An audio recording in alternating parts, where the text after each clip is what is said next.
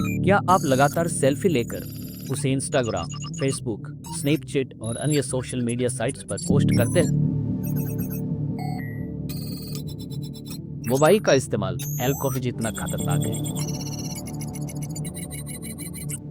Mobile की वजह से स्लीप साइकिल बिगड़ जाता है, जिसकी वजह से दिमाग पूरी तरह से आराम नहीं कर पाता है और उसकी वजह से आजकल चिड़चिड़ापन ज़्यादा देखने को मिल रहा है। मोबाइल की वजह से आज बहुत सारी दुर्घटना हो रही है। कई बार लोग फ़ोन पर बात करते हुए रोड क्रॉस कर रहे होते हैं और उनको दिखाई भी नहीं देता है। कोई अन्य आने वाली गाड़ी का शिकार बन जाते हैं। हेलो, नमस्कार दोस्तों। मोबाइल हमारी ज़रूरत है, लेकिन धीरे-धीरे ये ज़रूरत आदत बनती जा रही है। एक समय के बाद यह आदत नमोफोबिया में भी बदल सकती है। नमोफोबिया नमोफोबिया का अर्थ है मोबाइल खोने, पास न होने या फिर उसका इस्तेमाल न कर पाने का डर।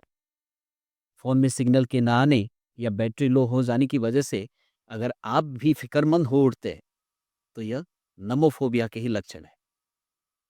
विशेषज्ञों के मुताबिक यह ऐसी स्थिति है जहां डिवाइस से हमारा लगाव हानिकारक है। हम मोबाइल के बिना रह नहीं सकते। अगर बैठे-बैठे मोबाइल इधर-उधर हो जाए, तो हम हड़बड़ा जाते हैं। लंबे समय तक मोबाइल नज़र ना आए, तो परेशान हो जाते हैं। और अगर ऑफ़िस या बाज़ार जाते हुए मोबाइल घर पर ही छूट जाए, तो हमें अधूरापन महसूस होने लगता है। तो मोबाइल की इसी लत को नोमोफोबिया कहते हैं। इसका मतलब है नो यानी कि मोबाइल, फोबिया इसका मतलब है मोबाइल न होने का डर। हम कैसे पहचानें इसके लक्षण?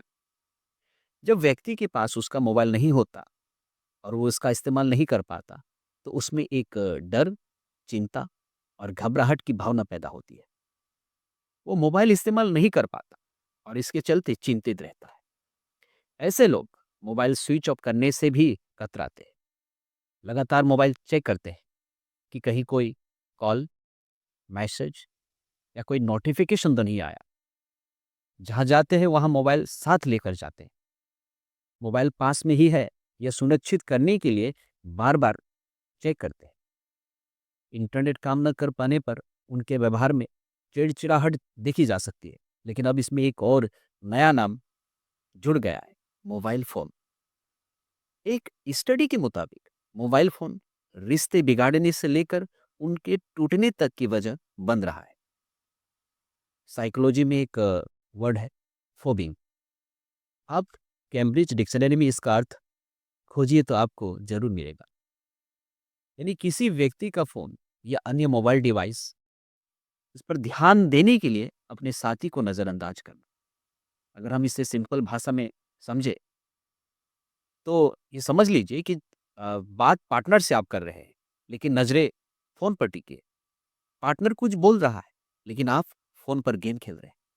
सामने बैठे व्यक्ति से कोई कनेक्शन नहीं है और मीलों दूर बैठे किसी इंसान से फ़ोन पर चैटिंग चल रही है।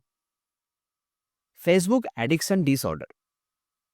अगर आप फेसबुक पर लगातार पिक्चर्स पोस्ट करने के शौकीन हैं और आपको हमेशा अपने दोस्तों की पोस्ट का अ, बेसब्री से इंतज़ार है, तो इसका मतलब है कि फेसबुक एडिक्शन डिसऑर्डर आप पर हावी है। इसी की वजह से आप अपनी पिक्चर्स की रेटिंग भी दूसरे सोशल मीडिया यूजर्स के रेस्पॉन्स के आधार पर करते हैं। सेल्फाइटिस, यह अंधाधुन सेल्फिश पोस्ट करने से जुड़ा डिसऑर्डर है। अगर आप लगातार सेल्फी लेकर उसे इंस्टाग्राम, फेसबुक, स्नैपचैट और कई अन्य सोशल मीडिया साइट्स पर पोस्ट करते हैं, तो आप इस डिसऑर्डर की ओर बढ़ रहे हैं। सेल्फिटिस शब्द का खोज 2014 में किया गया था। आईजीजीटी, इंटरनेट गेमिंग डिसऑर्डर। अगर आप घंटों कैंडी क्रश, फीफा ऑनलाइन का या दूसरे गेम्स खेलते हैं, तो आईजीटी के बारे में जानना आपके लिए ज़रूरी है। ज़रूरत से ज़्यादा ऑनलाइन गेम्स खेलने की इच्छा और दूसरे सोशल मीडिया यूजर्स को गेम खेलने के लिए रिक्वेस्ट भेजने की आदत होने का मतलब है कि आप इस डिसऑर्डर से पीड़ित हैं। Phantom vibration syndrome. Phantom vibration यानी कि पीवीएस एक ऐसा डिसऑर्डर है जिसमें बिना फ़ोन के बजे हमेशा वाइब्रेशन का एहसास होता है। ऐसा फ़ोन के नहीं बजने पर भी होता है। दरअसल किसी भी कॉल या मैसेज के मिस होने के डर से चलते हम ज़रूरत से ज़्यादा सजग होते हैं और बिना वाइब्रेशन के भी हमें वाइब्रेशन की आवाज़ महसूस करते हैं, जबकि मेंटल हेल्थ के लिहाज से यह बिल्कुल ठीक नहीं है। FOMO, fear of missing out. Fear of missing out का अर्थ है सोशल मीडिया पर कुछ भी छूट ना जाए। अगर आप लगातार सोशल मीडिया चेक किए बिना नहीं रह सकते, सोशल मीडिया की हर एक अपडेट पर लाइक, कमेंट या उसे शेयर करने के लिए हमेशा उतावले रहते हैं और बिना समय गवाए तुरंत ऐसा करना चाहते हैं, तो संभावना है कि आप फोमो के शिकार। मोबाइल एडिक्शन से बचने के कुछ उपाय। काम करते समय मोबाइल बंद रखिए। ज़्यादातर लोगों का ये आदत होता है कि वो खाना खाते समय भी मोबाइल में डूबे रहते हैं। उनका ध्यान खाना पर कम, मोबाइल स्क्रीन पर ज़्यादा रहता है। इससे खाना भी वो अच्छी तरह से नहीं खा पाते। आजकल के यूथ मोबाइल के इतने ज़्यादा एडिक्टेड हो गए हैं कि वो वॉशरूम जाते समय भी मोबाइल को अपने साथ लेकर जाते हैं और वहाँ पर भी रील्स और शॉर्ट्स देखते रहते हैं। ये एक गंभीर समस्या है और इसे जितना जल्द ही समाधान पा ले, उतना ही बढ़िया है। इसलिए जिस टाइम पर ज़रूरी हो, उस टाइम पर फ़ोन का इस्तेमाल करें। इस तरह से आप माइंडफुलनेस को भी फ़ॉलो कर सकते हैं। मोबाइल एडिक्टेड ज़्यादातर ऐसे बच्चे हैं जो अपने लाइफ को लेकर बिल्कुल सीरियस नहीं है। यहाँ तक उनका लक्ष्य भी निर्धारित नहीं होता है। इस माइंड में लक्ष्य स्पष्ट नहीं होने का कारण ये अपने बहुमूल्य समय को यूँ बर्बाद कर रहे हैं। अगर आप पेरेंट्स हैं और यह वीडियो देख रहे हैं, तो आप अपने बच्चों के साथ उनके भाषा में बात कीजिए।